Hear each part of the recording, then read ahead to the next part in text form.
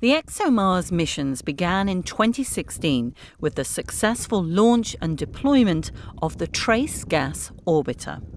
This first ExoMars spacecraft is now nicely orbiting around Mars. It's fulfilling very well its scientific mission, and it has proven as well its capability to relay data from Mars assets to the Earth, and we use for that the American rovers. This proven capability will be needed to communicate with Europe's first Mars rover, Rosalind Franklin, for the newest ExoMars mission in 2020. A landing site in an area called Oxia Planum has been recommended for this joint ESA and Russian mission, which has 4 elements. We have a carrier module to push the spacecraft to Mars. We have a descent module to bring the landing assets, the rover for the European and the landing platform for the Russian partner, down to Mars. And we have the rover, which is the main interest of the Europeans into the mission. This rover carries 9 payload instruments that will fulfill basically the main mission to discover traces of life on the planet. The rover, which was built at Airbus UK, is now undergoing final tests in Toulouse, France. The European carrier module and the Russian landing platform were delivered earlier this year and, together with the descent module, are undergoing final environmental tests in Cannes, France. But there are challenges ahead for the descent module.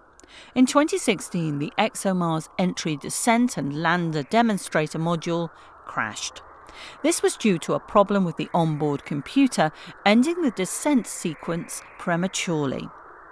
But in recent high-altitude drop tests for the ExoMars 2020 lander, the main parachutes suffered damage before fully inflating. This will require further crucial tests between January and March 2020.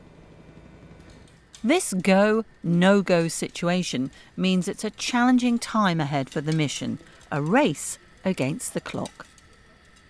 All the Russian and European teams are now focused at completing the verification program of the spacecraft in time for a qualification and acceptance review that is scheduled in April. If we would be successful at that review, we would be authorized to ship the spacecraft to Baikonur for a launch within a window that opens on the 26th of July and closes on the 11th of August. Missing that window would mean that we would have to adjourn the launch by more than 2 years' time, and the next launch opportunity would only reappear on August 2022.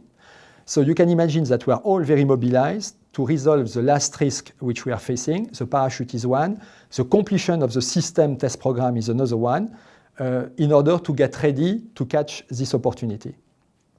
As well as the science landing platform, the Russians are providing ExoMars' ride to Mars on a Proton rocket.